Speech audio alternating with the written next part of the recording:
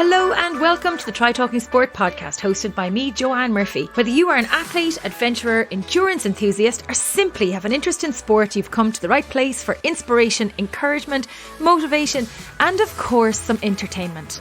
It's the last week of January 2021, another week of lockdown in Ireland navigated safely. I hope you're doing okay and staying safe. January is always a difficult month for me. We lost my father quite suddenly 17 years ago this week, and the month is always tinged with a little extra sadness. My much cherished uncle passed away just a month ago, and that has heightened my grief, sadness and heartache this year, I think. But there are so many people going through tough times at the moment, lots of families grieving and coming to terms with the loss of a loved one.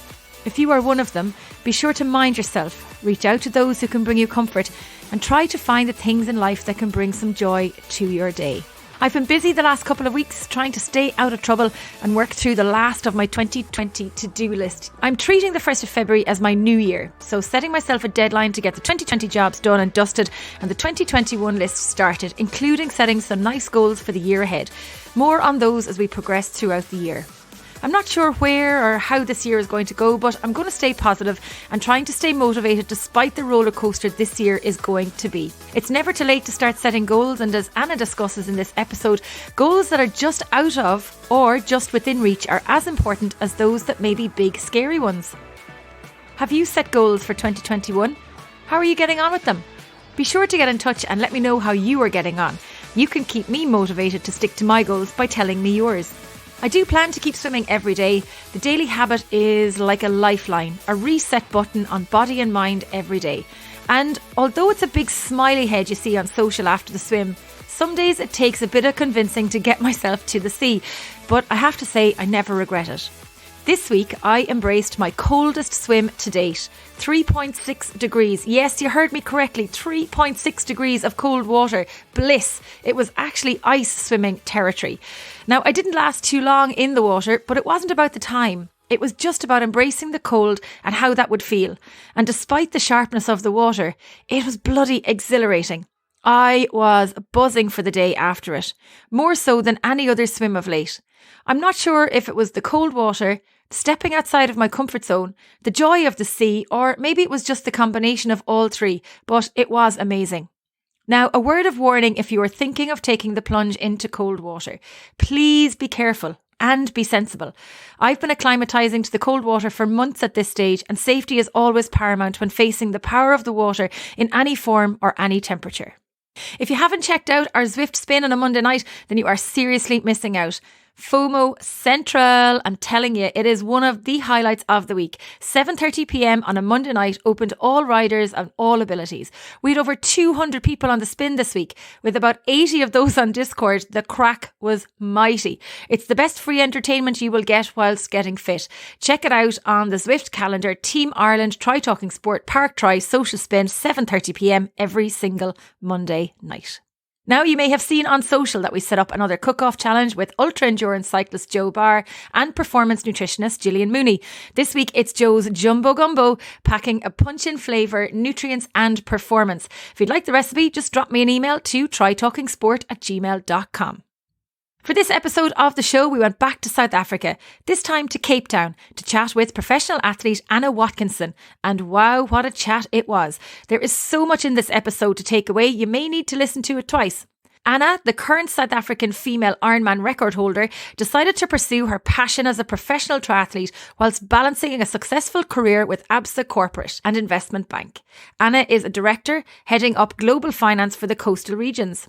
Her passion for both her professions is evident from the success she has enjoyed across all areas of her busy life. It was running initially that led Annah to the world of endurance sport. She quickly became hooked on triathlon and was almost instantly a successful age group athlete.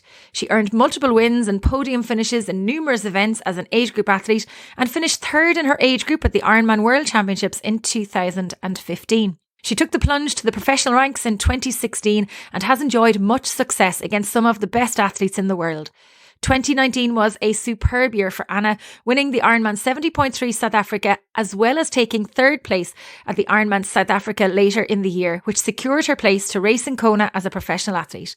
Anna finished in the top 20 at the World Championships in 2019, which was the highest position of the female South African athlete on the day, something that she is immensely proud of. Anna's success comes off the back of managing a busy life in finance and in sport. Finding the balance to both is the key to her success. She is, by her own admission, disciplined, but she is also determined and dedicated to both of her careers. Her positivity and resilience in the face of adversity, coupled with her passion to succeed and be the very best she can be, sees her live her life with gratitude and humility for the opportunities she has both forged for herself and has been given in life. Enjoy the show. Annah Watkinson, thank you so much for joining me on the show today. It is a cool day in the west of Ireland, in Galway. In fact, there is snow falling around Ireland today, just not where I am. Where are you and what's the weather like? I'm in South Africa, Cape Town, and it's very beautiful and very bright and very warm with a little bit of wind, but we're not allowed to go to the beach. So pretty much stuck indoors if I'm not some bike or running. Stuck indoors because of COVID? Mostly because of COVID, yes. We had Emma Pallant on the show in the last episode, and she gave us a little bit of an insight into what it's like being an athlete during COVID in South Africa. Are you in a similar situation to Emma in terms of what you're allowed to do outside and what you must do inside? Absolutely. So Emma's in Johannesburg and I'm in Cape Town, so it's just a different province, but exactly the same rules we have to, follow. I think I'm quite lucky. I've always had a treadmill and a turbo trainer in my apartment, and I've been lucky to be able to have that through a hard lockdown and the easing up of the lockdown.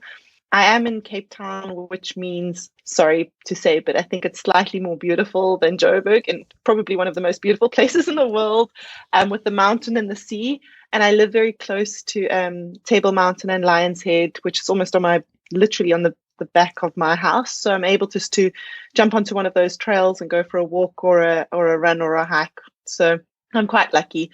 We aren't allowed to, like I said, swim yet. So other than in the pool, which we are very fortunate, because I don't think in the UK and even I think largely Europe, any of those gyms are open. So we do have that, which is a bonus. So I feel like I should tell you about the amazing west of Ireland and Connemara, yes, and how lucky I am to be able, when we're allowed out of lockdown, to go west and out to Clifton and Letterfrack and all of that area, because I can tell you there's going to be lots of people listening in who are thinking, oh my God, Table Mountain as the training ground for an athlete. Wow, so amazing. So Anna, we have loads to talk about. You're a phenomenal athlete. You're very, very successful in business and in sport. So I think we'll go backwards, like I always do with our guests, to find out, where did this all begin? How have you ended up in the job that you're in, professionally in sport, but also professionally in finance? Because you are one busy lady. Absolutely. I think that I was never really that sporty in terms of swim, bike or run or anything like athletic wise. At school I did gymnastics and I loved that, so that was what I did as a young kid.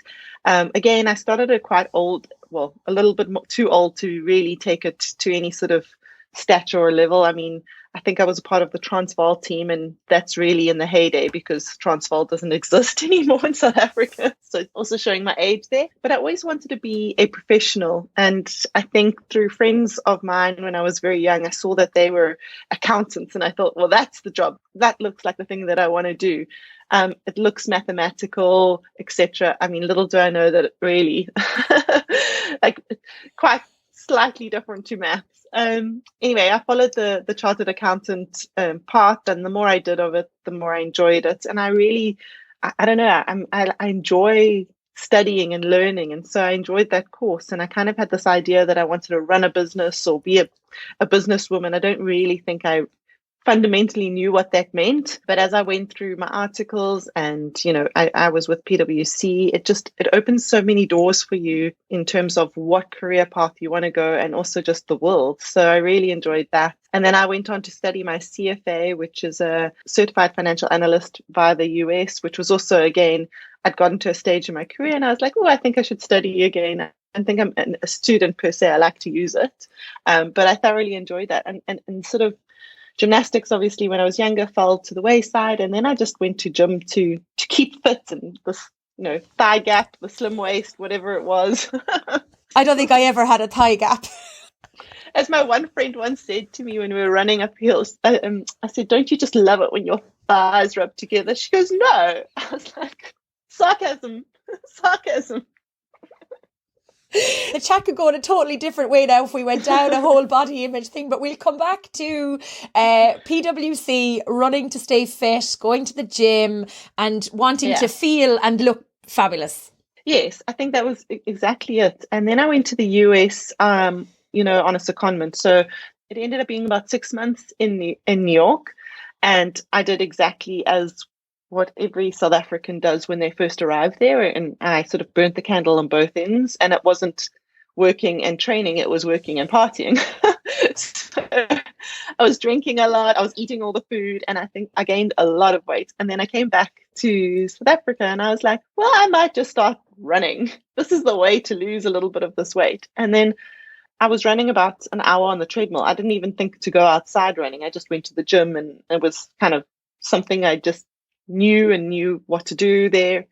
And one of the guys that I worked with said, have you ever thought about running a race? And I mean, it's quite silly because I don't come from a sportive, family. And yet South Africa is very sporty, in particular swim, bike, and run. Everyone's out doing something. And we have a particular running culture. And I was like, okay, I'll do 21. And so he said, well, come do Northcliffe 21. It's the Sunday. And I said, well, show me how to enter, etc. So I got there, and then I saw him at the start line, and he said to me, well, what are you going to go for? And I said, kind of worked out what I was running on the treadmill, converted into what I was going to run for the 21. And he looked at me shocked and horror. I mean, I was going for 2 hours, which isn't phenomenally fast. It's not neither slow nor fast, I would say. It's kind of like your average Joe. And he said, you've got to go up 2 major hills that you can't even, you'll walk them. And those words were everything that I needed not to walk them. But I remember coming into the field at the end of that 21 kilometers and thinking, oh my goodness, I can't believe I've just done that. The sense of achievement and like just pure joy and like adulation for my body and what it had achieved in running 21 kilometers that I literally ran, I think, every weekend from then on, 21 kilometers. I just found all these races. I was like, I've got to do this.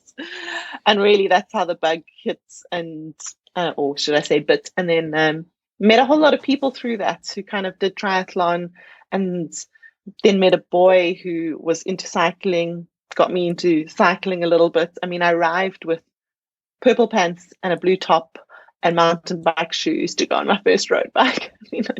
I looked a mess. I think he was like on a specialized tarmac, and I was on like this built up bike. And was this a date, or was this just a friend going for a friendly cycle? No, this was a boyfriend who he had actually built up the bike, but he was like, what are you wearing? And I was like, this is all I have. I don't have cycling kits.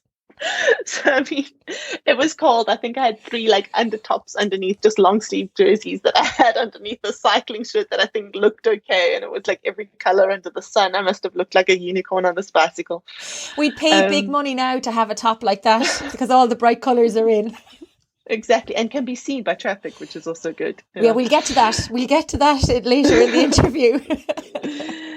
And then he was like, we should do half Ironman. And so I was like, okay, why not?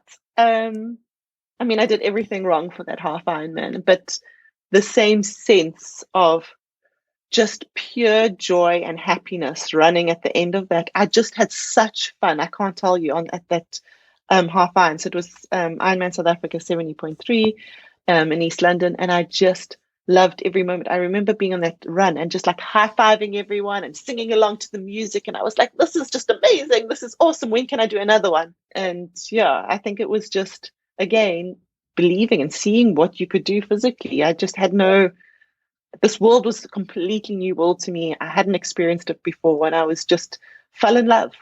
Now I feel like it's just a part of me. And I can't exist without the other. And can I ask, in the very first run that you mentioned, when your buddy said about walking up the hill, did you walk up the hill that time? No, that was literally like I think the reason I was like, I will not walk up this hill. I have subsequently run that race, I think twice before, and run significantly faster. I think I've come top 3 there or top 2 and walked up the hill in those 2 times because I'd gone out so fast and it's so steep. Your nose literally scratches the tarmac. But that particular day, I did not walk. I was not going to walk. So the running led to the cycling, led to the triathlon. Was that your very first triathlon, that half Ironman in East London? It was. We had a couple of short course triathlons, and there was a series, an Energade series that was around, or Joburg Tri Series as it was subsequently called. And there was an accident, and I won't go into the details of that, but ultimately they closed down the bike. So it ended up being a swim and then a run. And I was like, well, this is nice.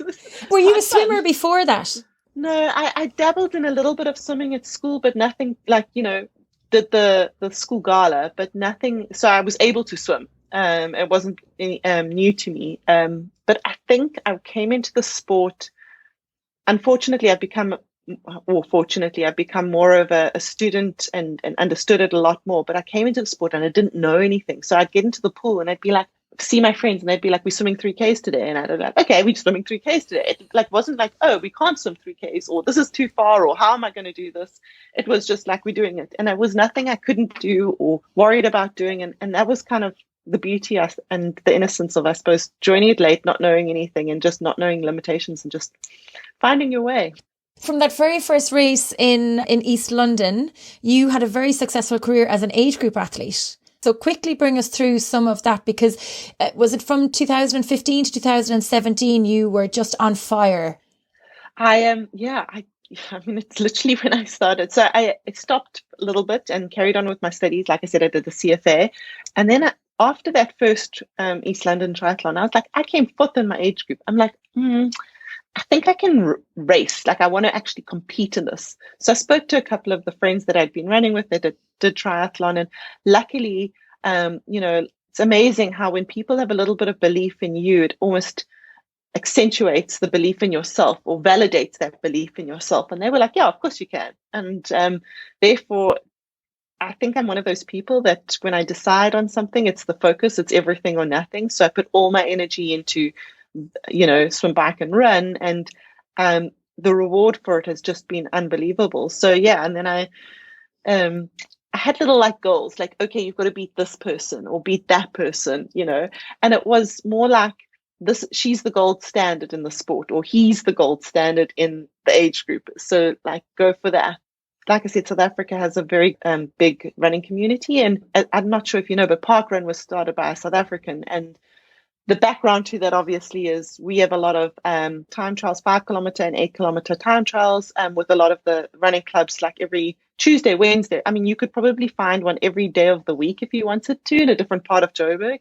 And I'd go there and they've got a little timing clock and you go out and it's like, it feels like a race every, Tuesday. So, and they're quite tough. And I'd go there and I just, like I said, it was hugely rewarding trying to beat my time or beat this person or, and then, I'd rock up at these races, nervous as anything, but the gun would go off and I would just have the best time. Like, I remember converting from 70.3 to an Ironman, and at the time, I was not going to do it. I was like, everyone was like, you should do Ironman. I was like, no, there's no way I'm doing Ironman. It's far too far. I can't, it's just no. You guys do it, I'll help you do a bit of training, but I'm not going to do it. And then I actually had a bicycle crash and broke my collarbone and my wrist in, it was a cycling race. It was the 94.7 in South Africa, which said I was ruled out for East London. And I was like, okay, I'll train for Ironman, but just to tick the box. And then I did Ironman and it went really, really well. I was very conservative. So I remember coming off the bike, I think like 4 or 5 girls passed me in the last 20 kilometers of the bike because I was stretching my legs and letting them rest because now it was going to be the marathon. My boyfriend at the time, when I got up, was like, what did you do? Did you have a puncture? I was like, no, I was just stretching my legs. And then I ended up having a really good run. And I read all these things that you're going to go to these dark moments in the race. And I'd never kind of went to that dark moment in the race. Like, things hurt, everything kind of hurts. But like, you don't, Like it was just so enjoyable. And again, PE, Port Elizabeth, where Ironman is held in South Africa, it really lends itself to a great crowd. And there's so much support. And then, I ended up coming second age grouper and winning my age group. And I was like, oh, if I hadn't stretched my legs. Oh, wow. So then that was the golden ticket to Kona then at that stage, was it? And I declined it. I was like, I've ticked the box. I'm not going to Kona. I'm never doing an Ironman again. That's it. It was lovely and I enjoyed it, but I don't think I'll do this again. And everyone, exactly like you, looked at me with shock. The one guy that I met later in that year, he said to me, "You did what?" I would sell my parents for it. For a ticket. I wouldn't go that far. And I was like, well, no. I just wanted to tick the box. I've done it.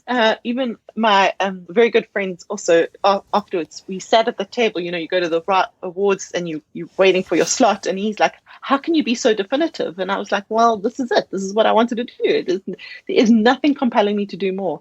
And I can't tell you exactly when it switched, but there was a moment, I think, later on that year. And I was like, no, I think I must go back and actually race it. I think I've got more to give to this race.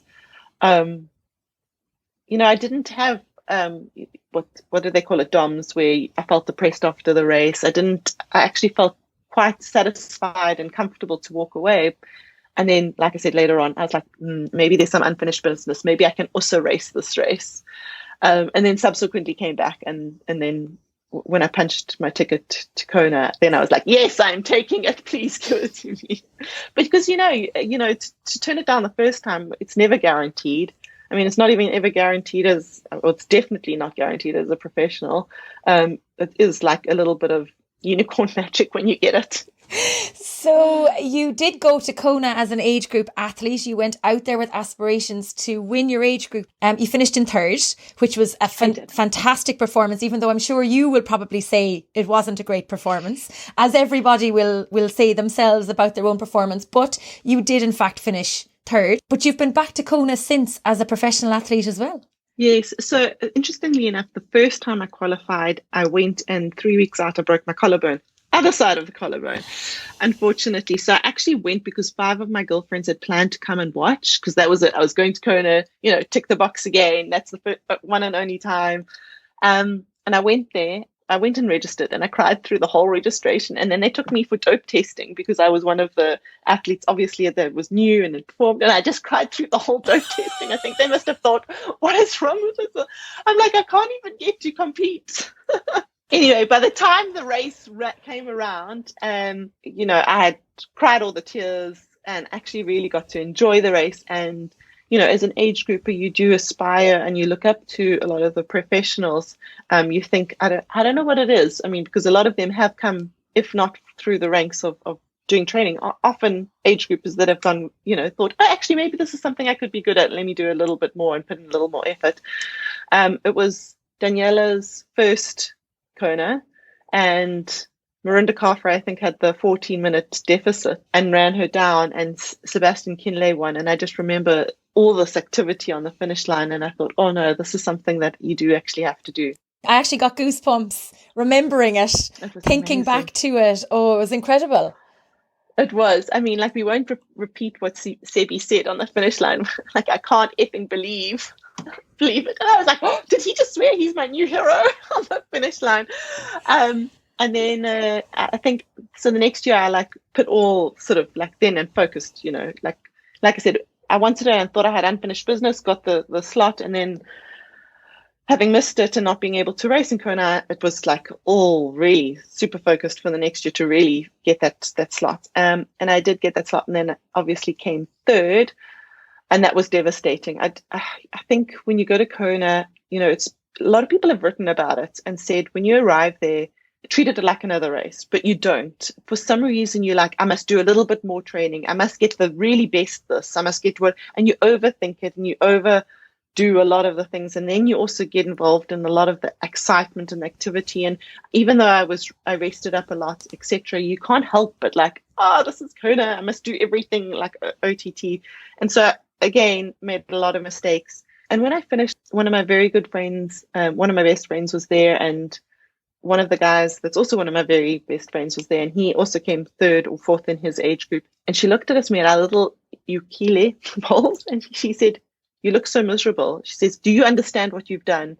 And so it was good to have somebody from the outside saying, "Wow, look, this is what you've done." And so that did help. I think the hard part was I was kind of saying, well, if I come and, win my age group, that then solidifies or justifies a decision in my head to be a professional athlete. And now it comes third, which, like, what does that mean? Like, how can you justify becoming a professional athlete? So I spoke to everyone. As you've said, you're quite chatty. I'm very chatty as well. So I spoke to everyone about my problem, and mostly older friends of mine who said, "Look, Anna, it's what you don't do that you regret, never what you do. So go out there and what have you got to lose? You're in an age group, probably just the girl to beat. Try." And the catalyst was actually my coach at the time, Reynard, that said to me, Reynard Tissink, also did very well in Kona a couple of years, and he had said, you will elevate your performance by racing against these girls. And yes, so then last year, I've moved on from Reynard to Raphael, and last year I say last year like that last year actually happened, but actually 2019, because 2020 is just a hole. I got to race as a professional, which was very exciting, but again, went there and made some other mistakes. So you learn every time that you go there. And I think, having said that, I'm satisfied given the state that I was in with the position I ended up in, and able to finish, in the way that I did, and stupid things like taking on too much sodium or trying to change a little bit of your nutrition that you had already dialed in. Really don't do anything differently. Yeah, there's a lot of pressure when you go to Kona that it is the perfect day, though. Like, there is a lot of pressure from what you've said there, from when you're talking about your training, you're trying to get that extra bit out of yourself every time, when really you just potentially need to do what you did previously to get to the slot anyway. But that everybody seems to be under that extra little bit of pressure. It's the World Championships as well, but it's also that island is just so special. It's that first blast of heat when you step off the airplane into that open air airport and you're like, oh my God, this is just incredible. But I think you're right. I think there's extra pressure, and little mistakes that you can make are multiplied and magnified when you're on the island and you're in a world championship situation as well. Coming back to 2019, were you happy actually after Kona? Were you happy with your performance? Like I said, I was satisfied, and I say satisfied because given the mistakes that I made, which were very obvious mistakes. So what I said is I took on too much sodium actually leading into the race, which made me swell. I actually gained weight in the race. Can you believe it? I'm probably one of the only people that can say that.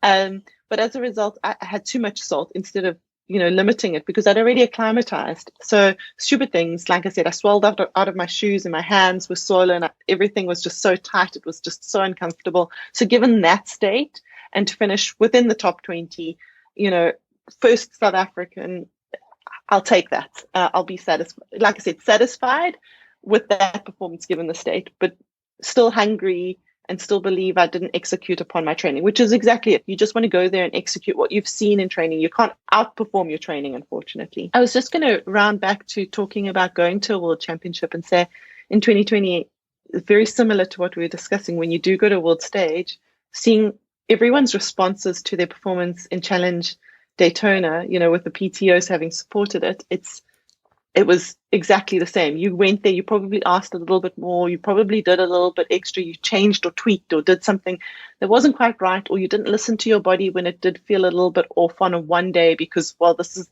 the only race, the championship race, etc. And again, you see that the best of the best can have a bad day, and then you have some amazing performances, as we did of the winners there. Yeah, so it's tiny things, isn't it? Really, it's that tiny. It's like that 1% that we often hear about. See, Chris Nickick, the athlete that had Down syndrome that completed Ironman. I can't remember which one he did now, but his whole mantra was 1% better every day, which is not a lot, but it is a lot. Yeah. Well, it's exponential, and as somebody said, it's never the mountain; it's a little stone in your shoe that wears you down. Somebody also once the best metaphor I used is like, if you put one piece of paper there, you can easily tear it. But if you put another piece of paper and another piece of paper and you end up with a stack, it's hard to tear a book. And that's the 1%, right? It's just makes it a lot more stronger and a lot more better than you were in. I think it's taken me a long time, and I keep having to relearn that lesson or keep repeating it to myself. Whether it's injury, whether it's training, whether it's getting better, consistent, patient, just do it consistently every single day. Just show up. And some days you aren't going to be motivated, but you need you out of discipline and you will be better. You will be better. I guess that's it. And consistency. But I really love that idea around the book and the paper. I think you should be putting that on motivational quotes somewhere. So your rise in triathlon also mirrors your rise in business as well. The job you have, if you want to explain to us in layman's terms, what is it exactly that you do in your, I'm going to say inverted commas, day job, because you're juggling 2 full-time jobs.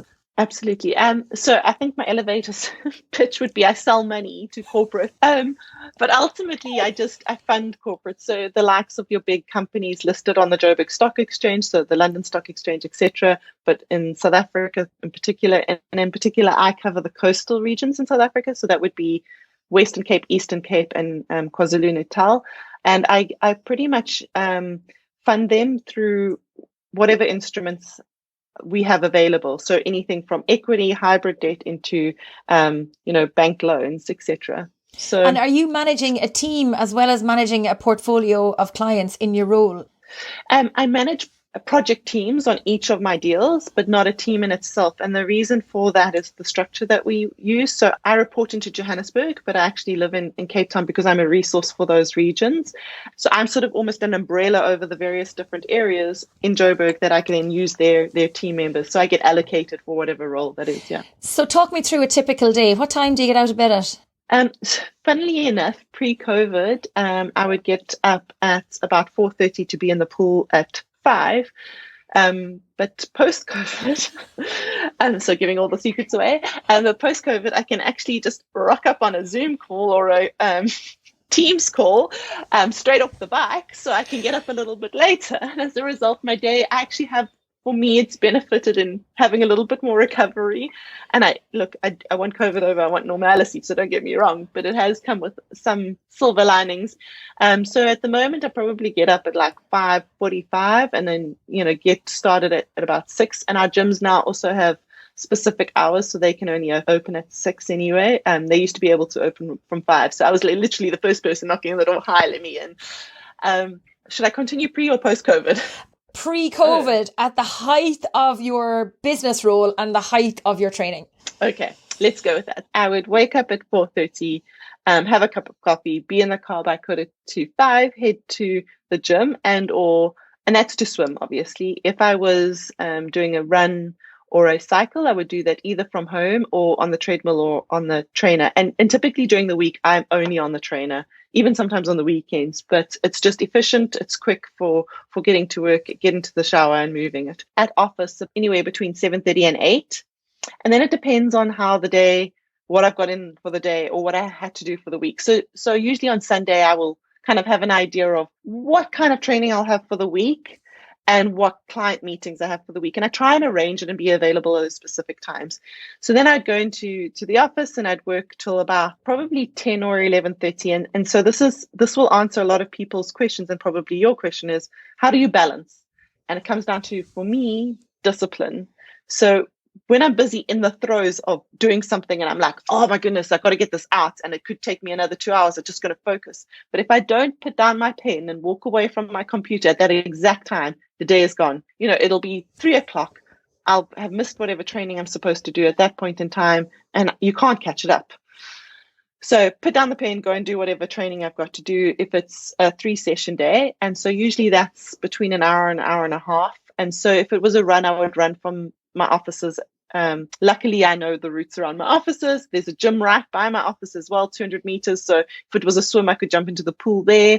If it was a bike, typically I would ask my coach to do my bike either at the beginning or at the end of the day, because middle of the day, it's a little bit more difficult to jump on the bike. Otherwise, it'd have to be a watt bike in the gym and not my bike, which I prefer to be on my bike, and so does he. And then I'd go quickly shower and then back at the office or at client meetings and finish out whatever work that I had to do. And again, it's calls with clients, it's meetings with clients, it's getting pitches, it's coming up with clever ideas, it's internal meetings. So, I mean, the minutiae of investment banking is very, very interesting to us investment bankers and very not interesting to the rest of the world. So I go to the detail of that. And then usually, again, the discipline comes in 3:30 or 4 o'clock. That's when I like to do the last session of the day.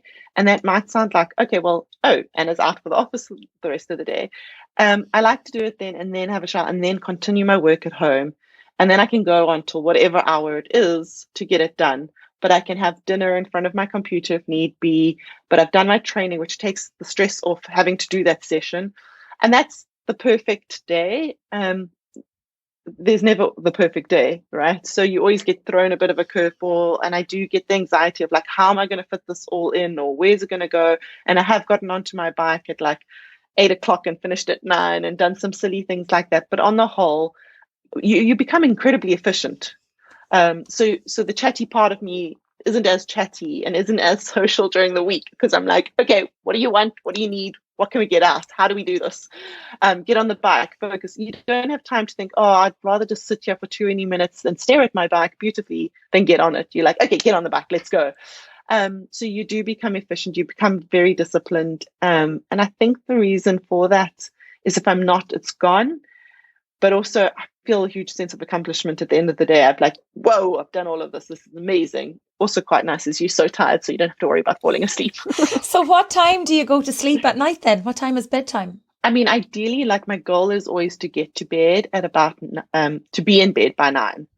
If I can be asleep by 9, that would be perfect. And typically it's 9:05 that I'm asleep by. But if I can get to bed by 9, then I know that at least I'm getting sufficient sleep. Because what I used to do when I was an age grouper, I kept on eating into my sleep time. I'd get up at 3 o'clock so that I'd be on the bicycle at 3:30. I remember finishing a client meeting at 9 o'clock and going out to do my hill repeats at 10 o'clock at night, eating at like I think 12 and waking up at 3. And I was like, this is just not sustainable. And I would have actually reached burnout, I think, if had I not gone, okay, I need to try and manage my life around this and say no to things and say yes to things. But again, then what happens, like I said, is your job doesn't become a 5-day a week, it's a 7-day a week. And I'm okay with that as long as I can then do everything that I want to do in it. Yeah. Well, that's what I was going to say to you. You are passionate about what you're doing across both. So 7 days a week doesn't make any difference to you because you're getting to do what you love every day, whether that's swim, bike, run, or whether that's the investment banking side of things. The question I would like to ask you though is, do you thrive under pressure? Do you find you thrive more when you're under a deadline for work, or when you're a minute behind the leading athlete and chasing them down, or when they're a minute behind you chasing you down? Is that pressure, is that part of what just drives you to be better every day? So it's interesting that you say that. I think that it depends. Like you say, a minute. The way I describe it is you've got to have goals and they've got to be just out of your reach, but almost in your reach. Because if they're so far out of your reach, it's almost just disencouraging, and you just can't. You might as well give up. But if they're just there, like if they're just a minute ahead of you or just a minute behind you, that's close. You can. If they're 10 minutes ahead of you and it's a half marathon, well, then you start figuring out the times that you have to run. You're like, well, when it's so far out of your reach, it can be so disencouraging when it's just there and there's a little bit of pressure. So you don't want a deadline that you have to meet 7 o'clock in the morning. But if it's like, okay, in the next 2 days, you need to have this big pitch ready and you've got to do all this work and it's attainable or just slightly unattainable, then absolutely. Then I think you can perform. Then the magic kind of comes alive because you're in the race or in the pitch or whatever it may be. Yeah. I mean, So I think there's good pressure and bad pressure. I suppose it can be positive and negative. And of course, we haven't even touched on what your program of training would look like during COVID. But I'm not going to ask you that question because I want to talk a little bit about what you're at now. Back in December, you had a horrific accident would be one of the ways to describe it. We're not going to go into too much detail about it, but just to maybe describe to the listeners, what happened and how far you've come since that date when unfortunately you were out running and got hit by the taxi. Yeah, so like I said, my coach is quite good. He changes things around, so I never really know what to expect. I kind of have an idea for the week. But on this particular Saturday, I had to start with a run, and I headed out, said goodbye to my boyfriend, headed out, and 300 meters into my run, I got hit by a taxi bus. So that's sort of a minivan for people that aren't in South Africa. It was a pure accident. I remember seeing this taxi coming at me, thinking in my head, sprint. The rest is pretty much a blackout. Ended up in ICU with a lot of damage to the body for the next 3 days, and then was discharged at the end of that week, the following week, which was quite lucky. My doctor at the time, and I laughed because my doctor at the time was like, "We're not chasing you out. You can stay." But they were starting to cordon off our ward for COVID for the second wave. I was like, "No, I think it's time I must go home." We briefly mentioned before we were chatting, what was very interesting from that outcome is almost how an endurance athlete prepares for all eventualities. Not that I wish this upon anyone, but our bodies are so used to being damaged, repairing, recovering, and going through that cycle that actually when my doctor took my inflammatory markers, it had just registered above normal, which means that my body hadn't realized it'd gone through a trauma and was like, "Oh, okay, this is just normal day-to-day kind of training." We actually said it would be quite interesting to see what your markers say after you've done an Ironman, if it's any worse. And as a result, I think my body has been repairing quite quickly and strongly, but I've been sleeping a lot. Like if I tell you, and I don't really nap, I don't have time to nap, right? So during that time, I was taking 2-hour naps during the day. At the end of the day, I get really tired. The one day my boyfriend thought that I was like, "Are you okay?" Because I said, "I got to get home right now. We've gone for a little walk on the promenade." I said, "I've got to get home right now." And I went to bed at 7 o'clock, and I thought, okay, well, I'll wake up early. And I woke up at 9 the next day, and I probably could have slept for another 2 hours. So I think the sleeping really helps, which goes to show, in triathlon and in training and in work, sleeping is the best recovery. I think I was swimming, I got into the water, and I was aqua jogging. And I've come from aqua jogging to swimming 500 meters and getting out and being utterly exhausted to now up to 3 kilometers and doing some tumble turns. The speeds aren't that great at this point in time, but I'm getting there and starting to get on the bike. I did a 2-hour turbo session yesterday. Again, didn't shoot the lights out, but 2 hours on the bike and you feel like you've done something. I said to somebody, I don't feel I'm training. I feel like I'm exercising. And as I'm getting a little bit more, I'm getting hungry for it more. So I feel, look, it's 6 weeks and a day to this day since the accident. And I think like everything in performance, whether it's sport or your corporate career, I think it's having the patience and consistency in every day, like we're saying, being that 1% better or laying another page down and not rushing it, because you don't one day go from running, 5-minute Ks to running 4-minute Ks. Although from running 5, you do progress a lot faster than, say, from 4 to 3, but it's all incremental. And I think you just got to love the process. And I really, really do love the process. I think the reward often for success isn't a winning of a race, but ultimately, just that enjoyment of that training from day to day. If you're not, then you probably shouldn't be doing this. It's like getting to run down the finish line of an Ironman, 140.6 miles. That's like your glory lap. It's not just the day of the race. That's your victory lap. It's actually the journey that you've been on to get from where you were when you started to where you are now to becoming an Ironman. Do you think in a way has COVID and the accident helped you to slow down maybe? And is that a positive thing for you in your life? It's a very tough question because a lot of people have said it's the world's way of telling you, Anna, you need to slow down a little bit. And my knee-jerk reaction when somebody says it, I want to say, but I'm not going that fast right now. It wasn't going that fast. I needed more anyway. I think it's told, sometimes when something like this happens, and not that I was near death, but it was a fundamental experience to think that I could have been brain damaged. Look, I met the 2 cyclists that saw the accident, and they said to me, the one guy had tears in his eyes when he explained the accident to me, and it made me quite emotional. He says, I don't know how you lived. If you were a smaller girl, and smaller, not less athletic, you would not have survived. And both of them said the same to me. And so then I go through like, well, I could have been brain damaged, I could have been paralyzed, and I could have died. And I think it just says, look, my boyfriend thinks this is very morbid when I say this, but he has estimated the probability of his life, put in marbles into a vase, and each of those marbles counts for a month of his life. And at the end of the month, he takes that marble and he throws it in the bin. That time is gone. So it's made me reassess where I spend my time a little bit. And I think that I have such finite time anyway in life. And I was like, should I be doing triathlon? Is this the world's way of telling me I shouldn't be doing triathlon? And as I've kind of got more and more covering, in fact, it's actually got the hunger and the deep desire for it even more. And I think it's just, I do get to live.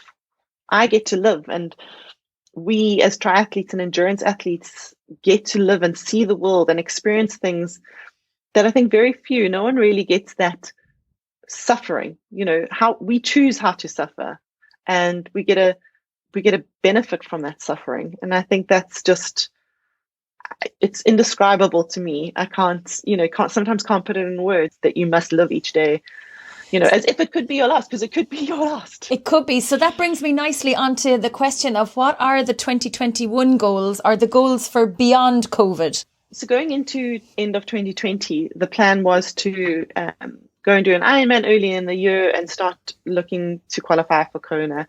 And so I was thinking of like Ironman Texas in April, which now is just not a possibility. So I'm looking probably at doing an Ironman in June, July, and hopefully by then we'll have mostly vaccinated, travel will have opened and races will be starting to open. But ultimately to get to Kona, I think I have big dreams for Kona. I have unfinished business there.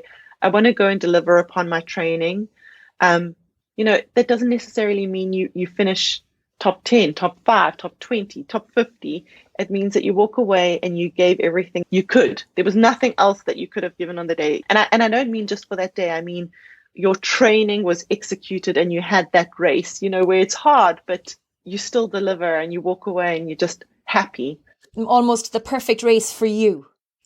It's your perfect race. It doesn't matter what else happens outside of your performance, but you walk away from it saying, that was my perfect race. And to talk about perfect, because it's also quite difficult in Ironman, but perfect can also be you controlled the uncontrollable. So if something went wrong, you were able to react to it in a positive way and execute it in a positive way.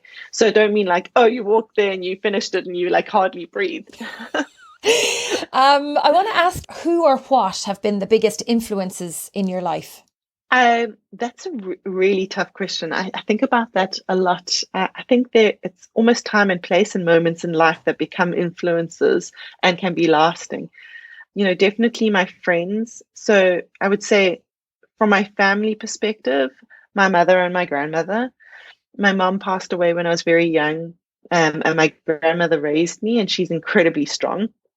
A bit of a battle axe, but I think that her kind of do or die attitude kind of settled with me. I would say my best friend that I met in high school, she's just always been a great sounding board and somebody that's always lived by values. She doesn't do triathlon. In fact, she doesn't do sport. She really just exercises. So how are we friends, and how she listens to me go on about triathlon all the time and endurance, and we can all get one-minded and single focused is unbelievable. And I think that she keeps me grounded. She'll be like, Anna, you're looking too muscular. You need to like sort that out. Or like, are you going out with your hair like that? I'll be like, what's wrong with my hair? I'm an athlete. I can do what I want. Exactly. So she keeps me very grounded. My very close group of friends, but we call them the Tri Girls, but each one of them has had definitely an influence. And then I'd say the coaches in my life, their belief, their friendship, their partnership has been, from an athlete perspective, that is just, it's so hard when people chop and change with coaches. I wonder how they can do it, because the deep, meaningful relationships you develop with your coach, it's such a team effort. My losses are his losses, my wins are his wins or her wins. And you really do travel a path together, and, your goals are so sort of intertwined. And then, lastly, I'd say is boyfriends I've had in my life. My existing boyfriend, Craig, he's the guy that's the most ethical person that I probably have ever met in my life. He just thinks about everyone, considers everything.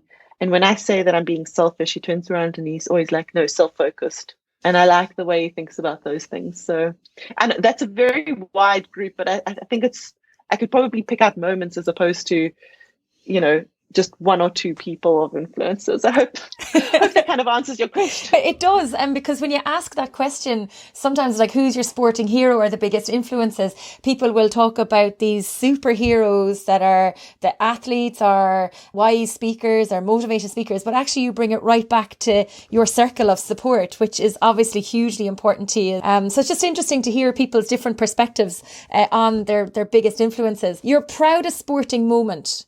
Now, I know you were third at Ironman South Africa in 2019, which was the African Championships, which was a massive result for you. Would you say that's up there with one of your proudest sporting moments?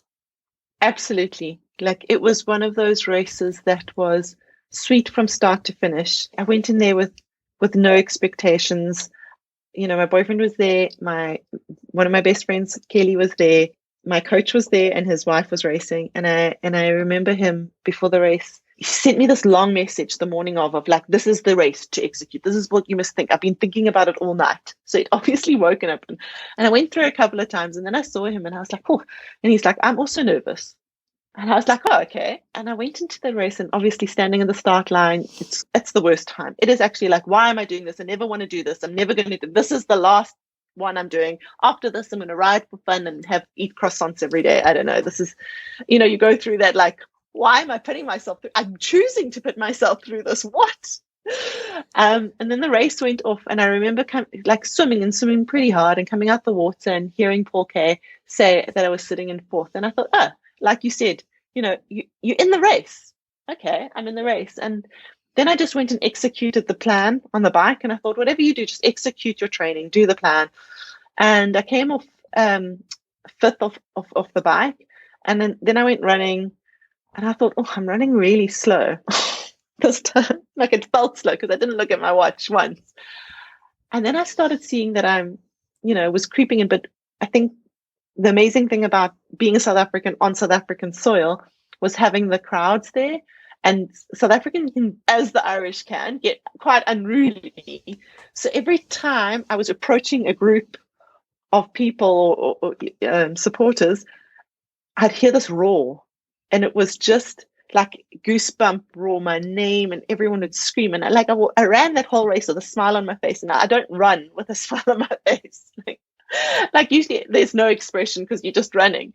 And I think everyone was like, look at her. She's so happy. She's smiling this whole race. And I got in, I think about 16 Ks, 3 and 4 were together. And I passed them both. And it was at an aid station. I wanted to grab a juice, but also like say something like, good race, well done, because both the girls rode exceptionally well. I didn't have time, I didn't have the words, wanted to get the Coke, so eventually just ran past. And I thought, well, this is only 16 Ks. I mean, this is not done. This is far from done. And I was calculating how many laps there were to go, and every time I passed the group now, they were like, well, now you're in third, come, you can get second. Kind of in my head, I was like, okay, Lucy is qualified for Kona. There's 2 slots in Kona. This is a Kona slot. Just don't stuff it up. And I got to one of the turnaround corners. I was like, oh, what does that feel like in your, hamstring? I was like, it's nothing. Just keep running. Because everything starts to, like, you start, what is that? What is this? And I also thought when I ran into third, I thought, well, I can't walk now. No, I'm going to run the whole thing. And I remember getting to the last turnaround and it started being a little bit more tangible. Like, it was 2 kilometers to go, for fourth to kind of run me down. That was going to take quite a bit. And I was focused, and I had all these friends of mine that were doing the race. They're doing an Ironman themselves. They're putting themselves through this, would run across the road and give me their energy. Oh my God, you've done it. This is amazing. And it was just like I said, it was one of those races that I came and I executed my training to perfection. And yeah, like, when you put in the effort and the effort actually converts to speed, is just a sweet, sweet moment. And I remember that crossing that line and just thinking, I actually can't, like, this is what? Considering when you did your very first Ironman, you said, I'm never doing one of them again. And there you are, coming third in the African Championships. Absolutely amazing. Goosebumps again when you were telling me about the crowd support and the people. And there's something very special about it. I'm going to jump very quickly onto our audience questions. And it's a fellow South African first. It's Elaine McCann. Aside from your swim, bike, run, your hikes up Table Mountain, do you also include weights or yoga or similar in your training program? Not at all, which is that's a very straightforward answer. I don't actually include weights in because of the time limits that I have. So I work with a coach that is under the Sato banner, and you'll know, if you don't have time, how they efficiently sort of weight train you is through what the activity in itself. So a lot of paddles work, in the pool, a lot of big gear work on the bike, a lot of hill work on your run. That strengthens you up and it strengthens you for what you're going to be doing as opposed to not. I think if you have extra time and you want to do it, great. But I think there's far more benefit in being able to swim 4 kilometers and finish without being out of breath or completely fatigued, that you can actually ride another 180 kilometers. So again, it's really by the guidance of my coach, but it's just an extra bit of time that I don't have for with the hikes. So I've been incredibly lucky. When the races started, well, I wouldn't say shutting down, but being postponed, my coach said, well, do you want to go for a walk? And I was like, well, yeah, he says you can go for a hike this day or a hike this day. And I was like, well, actually, yeah, I wouldn't mind. And then I went hiking, and then I found muscles I'd never used in my life. And we kind of said, okay, well, we'll go do hikes on Sundays during this almost off season of no racing. And there was a little bit of strength training within that, and a lot of refresh to the head. There was no pressure to perform. There was no pace. Not that you ever have like a specific pace, but you can start putting that on yourself and going a bit crazy. And so it became more of a social thing. I'd go with a couple of friends, socially distanced, masks, but also being outside and being able to explore things that I hadn't explored before. So that was a great thing for my head and for my body. And as a professional athlete, you probably don't get the opportunity to train with other athletes, unlike age groupers who would be in clubs and in training groups, because you obviously have to do your own thing and your own program. Elaine also asks if you'd ever consider tackling the Comrades Marathon, because she said you always look so comfortable and strong on the run. She actually has a couple of questions. So there's the running question. She'd also like to know, do you ever swim in the Baltic Atlantic Ocean, or do you stick to the pool? And do you Zwift? And when are you going to join our Monday night Zwift spin, which we host every Monday at 7:30 Irish time? Probably too late for you, but they were her 3 main questions. So definitely, I think Comrades is, for South Africans, something that needs to be ticked. But as somebody once told me that did half Ironman, and Comrades in the same year, they said when they got to Comrades, they've never felt more awful. They wanted to sit on the side and rather stick needles in their eyeballs than continue one more step of Comrades, which really has resonated. Well, it's stuck with me ever since. But then having seen Gerda win and just look unbelievable at the Comrades, it's definitely something that I want to do. But I think it'll be something I do when I've finished racing, in professionally in triathlon. When it comes to the Atlantic, it's quite funny. So there's the canal swims that we do. So that's in the waterfront canals. You can swim in the canals with ATC, Atlantic Triathlon Club. They do it in summer on Friday mornings and in winter on Saturday afternoons. And it's pretty much close to swimming in the open water in terms of temperature, but there's not that many waves. But I have a little bit of a goal and also a tick box. You can do the Robben Island swim. So you swim from Robben Island to Blouberg. It's 7 kilometers. It's the crossing. You used to only be official if you did it in a non-wetsuit. So what you do, and I think you're crazy, you guys are going to have to come and do the Robben Island crossing. It looks amazing, and it probably is well suited for you. But I think I've got a little goal to do that, but I would do it in a wetsuit and a hoodie. I don't deal well with cold. Even in the Virgin Active pools, so that the gym pools, if I'm not going up and down constantly, I'm like sitting on the side, like freezing, and everyone's like, it's so balmy and warm here. And then her final question was, do you Zwift? I do Zwift. I Zwift and I Rouvy. So my coach is a big fan of Rouvy, which I really enjoy. But I started Zwifting years ago, and I kind of continue that. I do enjoy it. And Yeah, I mean, whilst I'm recovering, very happy to join a Zwift at 7:30, but I think are we 9:30? It might Yeah. be a bit late for It might me. be a bit late, but you could just jump on the Discord app and say hello to us. You don't even have to be on your bike. I'll go and watch. Yeah, go watch. So Francis Yates, who is the chairperson of Galway Tri Club here, asks how you manage juggling being a professional triathlete and investment banker when most of your competitors are full-time triathletes. But I'd nearly add to that question and ask, do you ever feel like you're missing out because you're not giving your full attention to your sport? There's two ways to answer that. I think the one is sometimes it's nice not to think about triathlon and let it be so all-consuming in I have to do this, I have to do that, or if you're not doing triathlon, are you on social, or what are you doing? I actually have a little bit of a distraction. So mentally, it can actually be a little bit of a benefit, I think, sometimes. From an anxious or pressure perspective and having this like, oh my goodness, I've got to get this out, or I need to meet this budget, etc. I think that pressure doesn't help with recovery. And that's tough. So I don't think it's necessarily the training in itself. It's the recovery that sometimes I feel that I might be missing out on. And I think that's where I need to be like really disciplined about trying to get into bed, trying to make sure I use my time efficiently. You know, I took 3 months off after Ironman South Africa leading into Kona, and there is a big difference in being able to wake up later and not have the pressure of everything on you. And yes, I think that is huge. If you're lucky that you're able to do that, that's great. I think this is kind of my lot, and I'm willing to work with it if it's all I've got. Michelle Van de Venter, part of the Team Passion Fit crew. It's funny how what you've just said there leads into her question, which is how do you balance working in a highly pressurised environment whilst getting enough mental recovery after your tough session? So it's one thing to have the physical recovery and the sleep and that, but actually your brain is turned on all the time. Yeah. So that's a very good question. Sometimes I have come to the end of the day and thought, how am I going to suffer? Because that's your head. It's not your body. How am I going to push myself to suffer tonight? And usually it's half the battle is just starting the warm up. And then once you start the warm up, you're like, actually, this could be quite fun. This could be quite nice. And you're able to push yourself. And I think that's the nice methodology about what Raphael does and Under the Trisoto is it's that, and everyone's really heard of it, moderate, medium, mad. So it's always, how do I perceive the effort today? And if it was all I had to give today and it didn't convert into anything, that's great.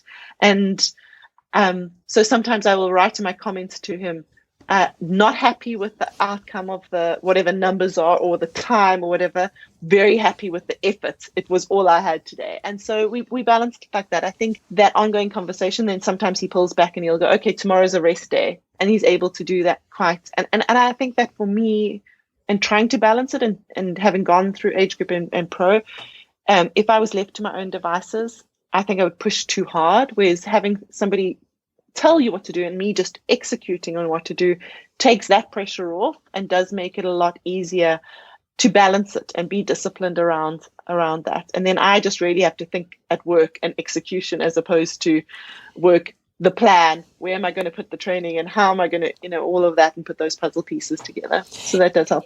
Interesting 2 points you make there. And I was actually just chatting to a friend about this the other day about having a coach. It's not just about the coaching that they'll give you. It's the fact that they're making the plan for you so you don't have to think about it, but also they'll rein you in when you think you want to be go 110% when actually your body needs a break. So having a coach tell you that, we're all about self-regulation and accountability, but sometimes our self-regulation radars are off and we'll get FOMO if we see somebody else doing training and we're not. And it's like, well, actually, how do I manage this? So actually having a coach is of benefit as well. You were going to say something there before I jumped in. No, I think that you hit the nail on the head. What I was going to say is, I'm not perfect like anyone else. I've had moments where I've cracked, and the pressure of work has been very overwhelming. I think that's why it comes back to trying to be planned, trying to be disciplined, spending some time on the weekend, preparing for the week ahead, and all of those things. And I mean, sometimes I do drop the ball. And those are the things that we don't show people because, it's day-to-day minutiae of your life.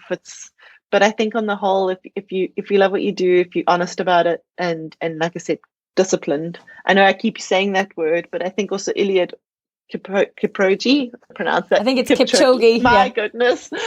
And I am African. I should be able to at least be able to say it. But anyway, he always says discipline is freedom. And I kept on thinking about that. And I was like, it really is. Because when you spend, and I tried to put it with like terms of finances as well. Like if you invested 2,000 Rand for the first 6 years of your life, and if you didn't, if you invested zero, and then from 6 years invested that 2,000 Rand, how many years would it take you to have accumulated what that investment will be after 30 years? And literally you would have had to invest that 2,000 Rand for the next day. So I think it's just making the right investment decisions of time, effort on a day-to-day, week-to-week basis. Yeah, I think that's very sound advice for every day. Final question from Kevin Duggan. How do you mentally deal with the pain to help get through a hard workout or a really tough race? Do you have any secret techniques or strategies to help you go faster? I mean, I've sometimes gone through, I was actually thinking about it yesterday because I got off the bike and I was like, oh, I might have pushed a little bit hard for where I am at this point in time. But can you remember when you were so much better at this sort of time? And I remember doing these intervals, and I was in my last interval and I was going as hard as I can, and I wanted to have a little cry because it was so hard. And I was like, you just keep pushing, it's just fine. And I think my mantra is like, your body will get used to this. It's actually just stop listening to your body, stop listening, just don't think about, like I keep trying to think about something else, almost distraction as opposed to that. But I also believe that you train your brain in the hard times to get comfortable with pushing hard. So it's almost like that where we were saying, you stack the paper upon each other, and that's not your body, it's also your mind. Like to be able to push every day or push for that session or get into that uncomfortable place, you're not just training your body, you are training your mind. I think it goes back to Michelle's point, which is it's mental strength on a day-to-day basis as well. I don't have a mantra like shut up legs, which I wish I did. I actually thought about it the other day. I was like, it shouldn't be shut up legs, it should be shut up head, because it's not your legs that say no, it's your head that says no.